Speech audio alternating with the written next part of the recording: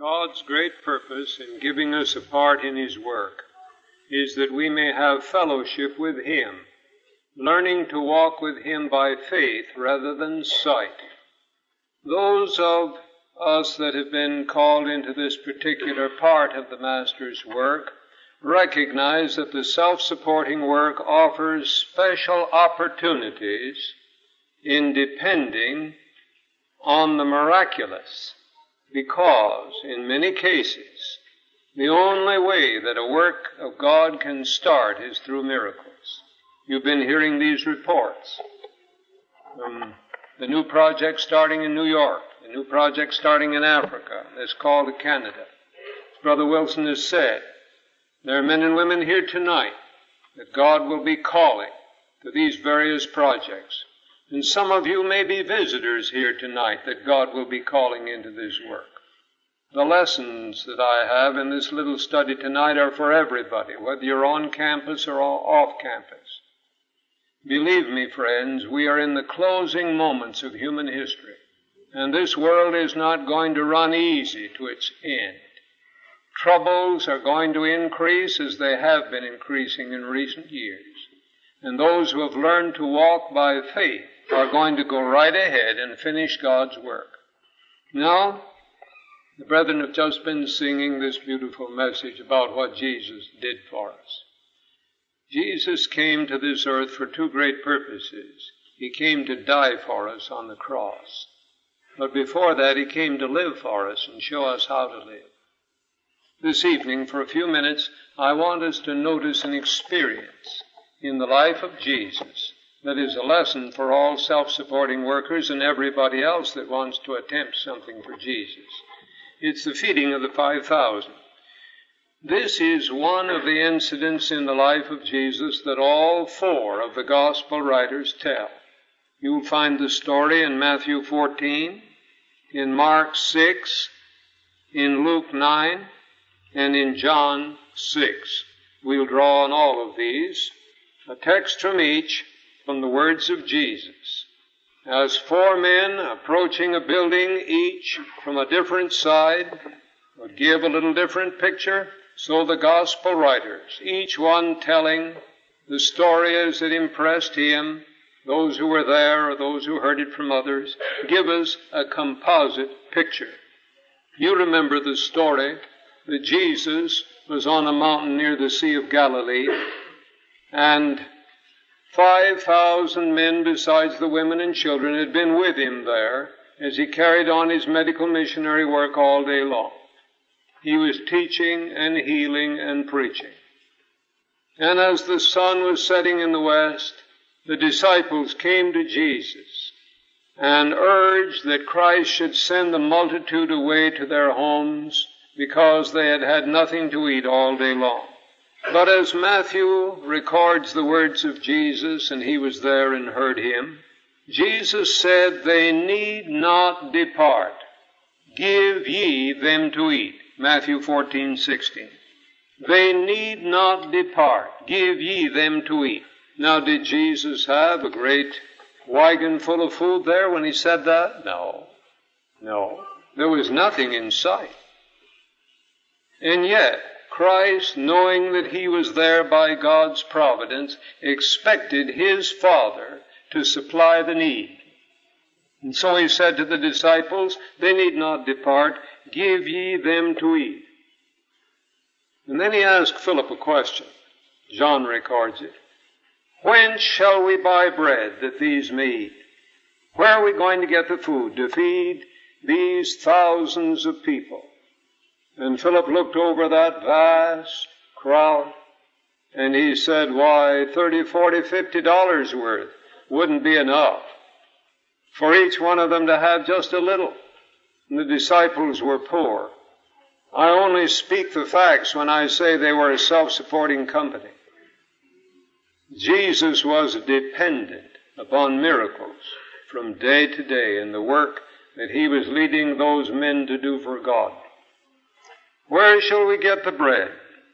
John says that Jesus said that not because He didn't know. He was seeking to test Philip, to develop faith in that man that one day was to do a great work for the Master.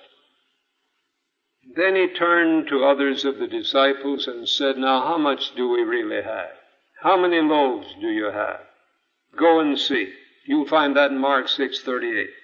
In other words, take inventory. See what's on hand.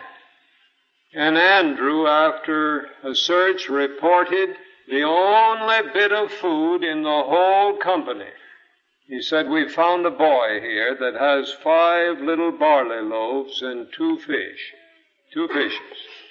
That's all. Now I wonder what you and I would have done under those circumstances.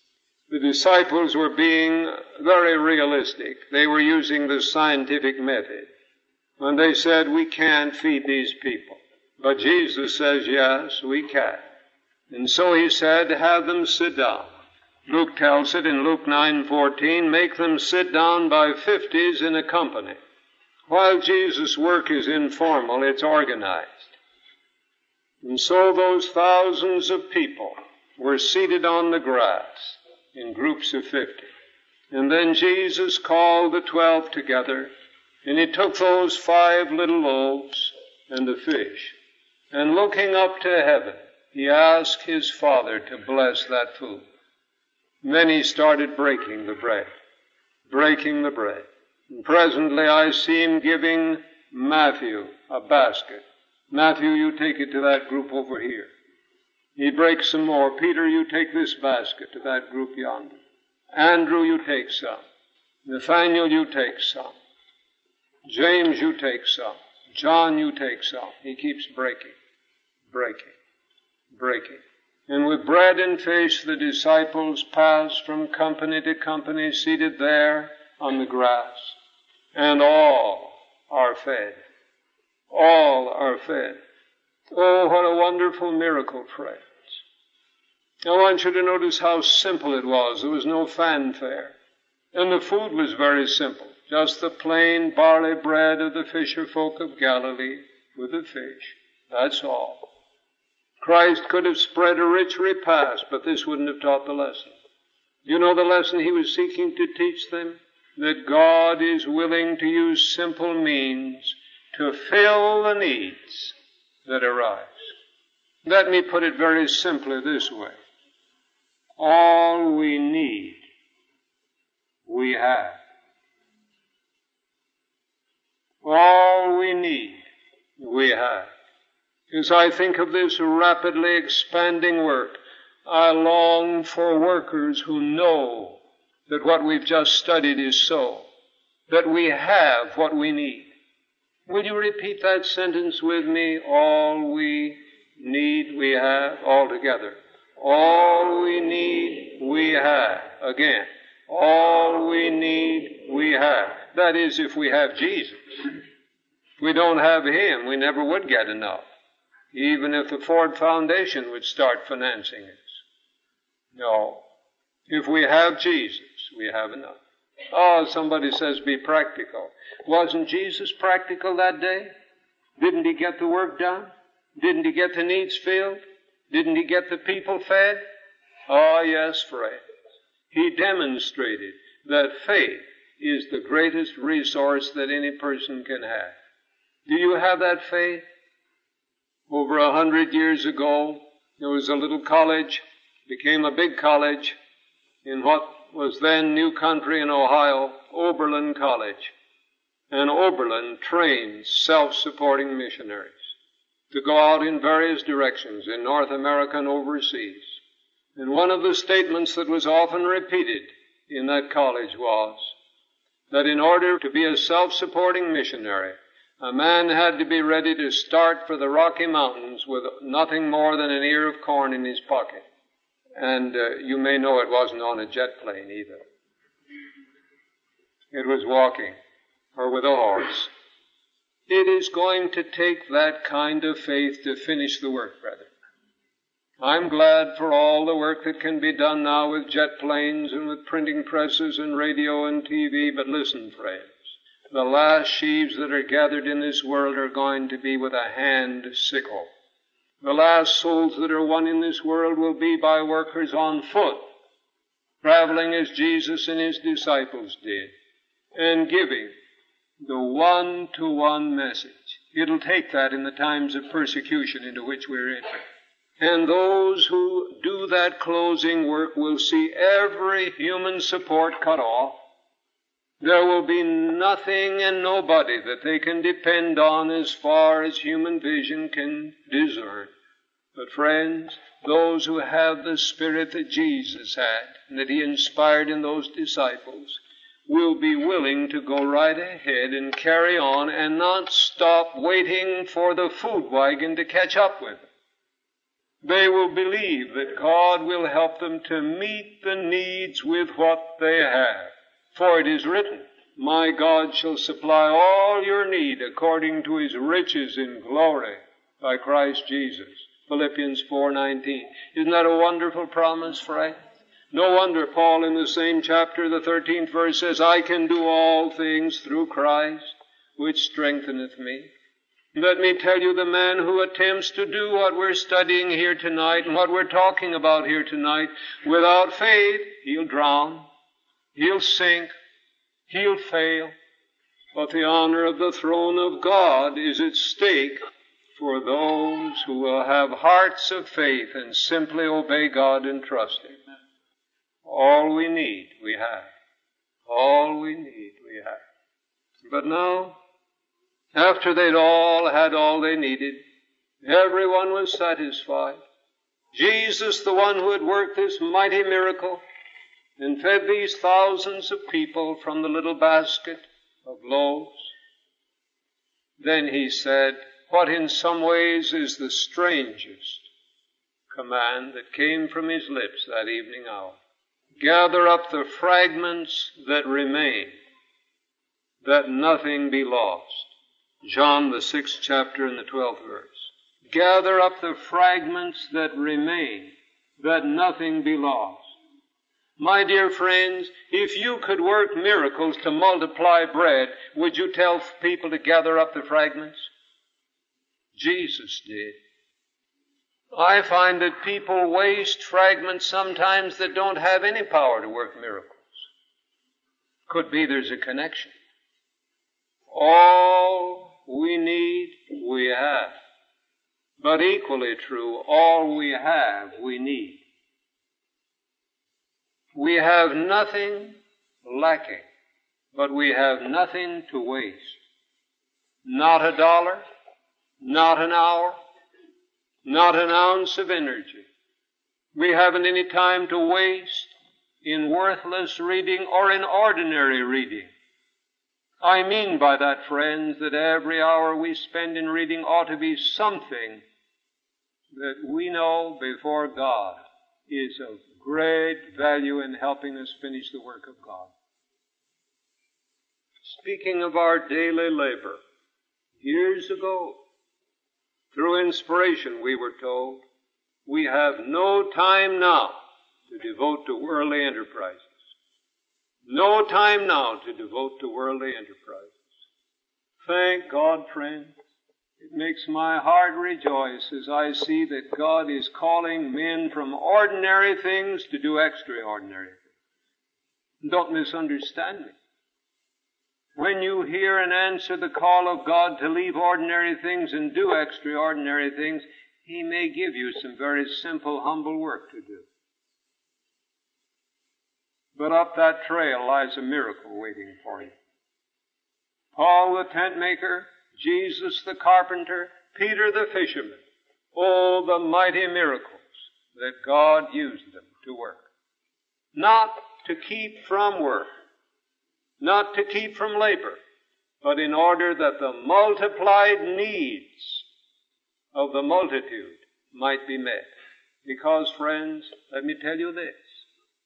All the labors of all of us in this great Advent movement put together will never be able to finish the work. The mighty power of God must come upon His people. But that mighty power is not coming so that we'll have everything we want and then some more to waste. Not a bit of it. We have this lesson to learn, this double lesson. That all we need we have, but all we have we need. Will you say those two things with me? All we need, we have. All we have, we need. Nothing to waste, but nothing lacking. Now, God is very interested in the individual. And as you put your hand in His, whether you're a student or a man out in daily labor, or you have some professional or executive job to do, whatever your calling, in the home or wherever, God wants you to be a student in training to meet needs by combining work and faith and miracles. Therefore, if you are watching the signals of His providence, He will lead you in faith to undertake more than your limited vision might see as possible. He will do this financially. He will lead you to make pledges in faith. He will do this with your labor. He will lay upon your heart a burden for souls. And you will say, I don't see how I can compass all this. God intended to lay on your hearts more than you could compass. Yes, He did. He wants you to be challenged. And don't miss what we studied in recent weeks about labor and rest. There's time for work and there's time for rest. And we are not to wear ourselves out in a fruitless, restless, frustrated endeavor to compass everything that we see. But on the other hand, friends, we are to expect that as we put all we have into the Master's hands, He will return it to us multiplied. This is what He did with the disciples, didn't He? When they brought to Him all that they had, did He invite them to eat?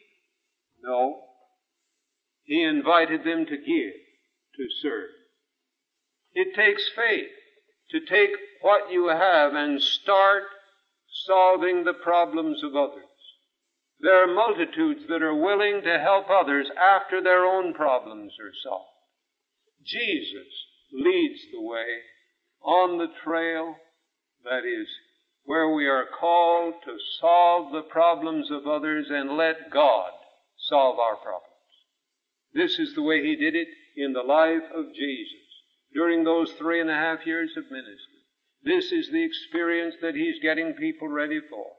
And oh, I thank God tonight that there are men and women and youth and boys and girls here that Jesus is calling to full-time service for Him. Full-time service for Him. It's the happiest work in all the world, even though it be fraught with what would be called risk. Is God putting that call in your heart, my friend? Oh, if He is, don't confer with flesh and blood. Don't start to think about what it will cost you and whether you can afford it in time or strength or money. All we need, we have, but nothing to waste. All we have, we need. Now, I'd like to have us think of what this means in our spiritual experience. There may be some hungry heart here tonight that is longing for a deeper Christian experience. And you may think, oh, if I could only get hold of this, or if I could only have this person come, or if I could only have an experience like somebody else is having. My dear friends, how many loaves do you have? Look and see. And you look and you say, oh my, I don't have much. Do you have the Bible? Do you have any of these wonderful inspired books that have come in these latter days? Listen, if there's anybody anywhere on this earth that's having some wonderful blessings in his Christian experience, he's getting it through the messages that God has sent from heaven. The seed is the Word of God. The power is in the Word of God. And oh, my dear friends, remember that that same power that was in the Word of Jesus when He healed the sick and raised the dead, when He opened the blind eyes and cleansed the lepers, that same power is in His holy Word. let us, on our knees, from day to day, open the Bible and let Jesus feed us with the living Word. But it takes faith to expect these miracles. Jesus knew that his Father wouldn't let him down. He was there by God's appointment.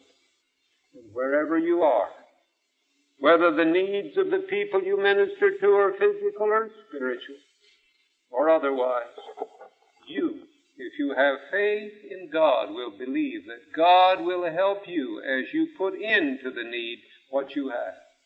It may be money, it may be clothes, it may be books, it may be a prayer, it may be speaking with people, it may be a heart burden, it may be that as you talk together, God will put thoughts into your mind that you have never thought of before.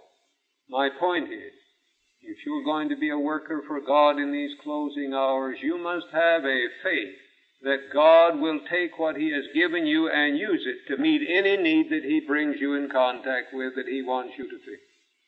And when we have this Spirit pray, it won't be a matter of saying, yes, I'll go here, I'll go there, I'll go yonder, provided somebody will support me, provided somebody will take care of the bill. The whole spirit of this work, friend, is to go forward in faith at God's call and let God take the responsibility. This is unrealistic to the world. Human science will never catch up with it. But the remnant people of God, on this basis, will go forward and finish the work. Jesus will come.